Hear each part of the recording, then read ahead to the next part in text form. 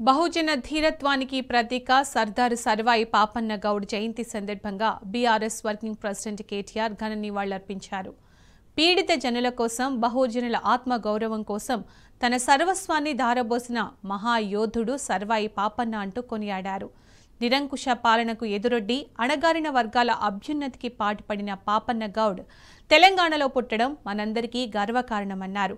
సామాజిక, రాజకీయ సమానత కోసం కృషి చేసిన బహుజన వీరుడు సర్వాయి పాపన్న పోరాట స్ఫూర్తిని భావితరాలకు అందించాలనే ఉద్దేశంతోనే సర్దార్ సర్వాయి పాపన్న జయంతి వర్ధంతి వేడుకలను బీఆర్ఎస్ ప్రభుత్వం అధికారికంగా నిర్వహించిందన్నారు.